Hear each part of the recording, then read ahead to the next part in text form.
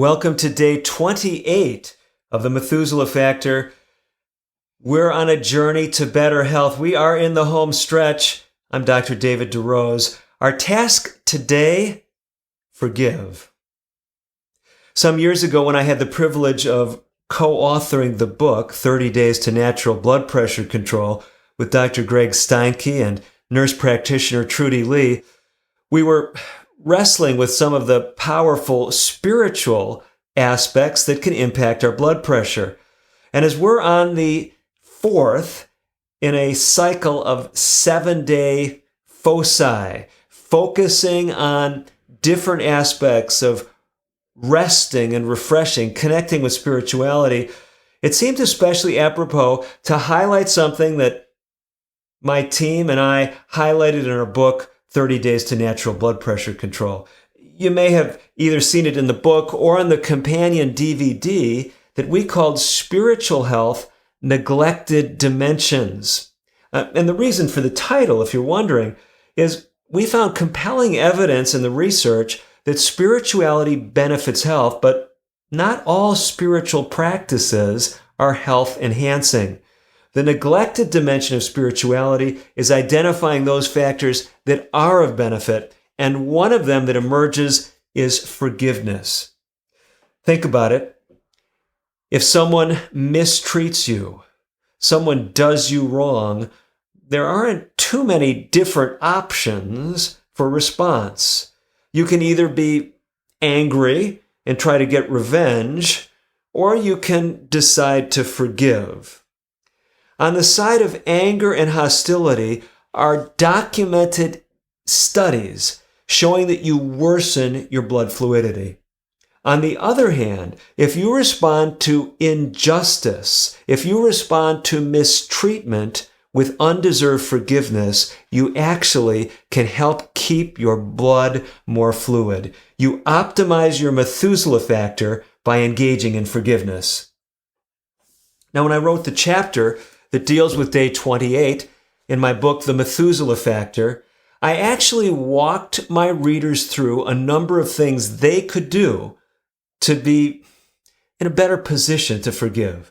Because let's put it this way, forgiveness is not necessarily something easy to do, especially if it was some type of major transgression, a life-changing transgression perhaps. Not long ago, I was visiting with someone. They told me a story of how they had been mistreated in the workplace. They ended up losing their job, having to move, relocate, going through all the pain that entailed. It was especially hard because it was a job that they loved, and the person that did it seemed to have no remorse. A decade later, this individual ran into the perpetrator. He had already decided in his mind that he would exercise forgiveness. He responded with kindness to this individual. And interestingly, in the one who had wronged him a decade before, the response was kindness in return. It doesn't always have that happy ending, but it surely helps our blood fluidity.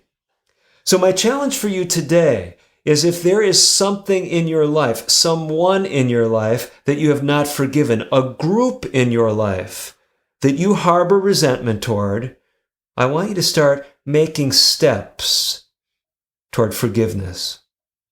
You say, Dr. DeRose, I can't think of anyone I need to forgive. I've never been in a situation where someone has wronged me that much. Well, there might be, and you're just not thinking of it. But if you really can't think of someone you need to forgive, or if forgiveness seems too big a task, especially this late in the program, then I have something else for you. Because there's another way to take advantage of this same spiritual principle. Really, it all boils down to engaging in undeserved kindness. Perhaps you've heard about this movement. Some people call it random acts or random acts of kindness. I prefer to call them unmerited acts of kindness because they don't have to be random at all. In other words, you can plan to do certain things to help other people. And as we give compassion, as we give kindness to other people, there's actual evidence that it helps our own blood fluidity. Your Methuselah factor will be boosted as you seek to benefit others. What I've got in figure 22 in the book is one of the more comprehensive tables in the Methuselah factor. It tells you specific things, ideas that you can do in a short or a long time that can help you be more kind. Let's take an example. Some things that in less than a minute you could do to make someone's day. How about this one? Leave a generous tip the next time you're in a restaurant, or letting someone go ahead of you in line in the grocery store. So just a simple act in a moment's time can make a difference for them and for you, because right doing has a reflex action on our own blood fluidity. How about something that takes a little bit longer? Maybe sending an encouraging postcard, letter, or text. You want something that'll take a few hours? I know by experience. A couple of weeks ago, I called a blood donation center. Actually, the process of donating blood only took about 7 minutes. That's all. But I had to get there.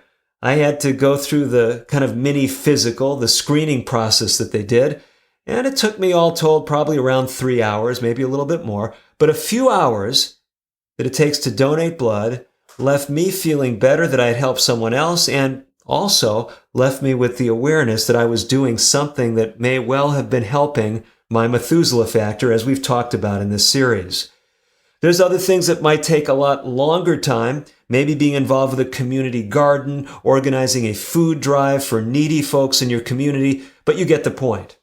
Whether it's exercising forgiveness or whether it's exercising kindness in other ways that are undeserved, you can improve your Methuselah factor.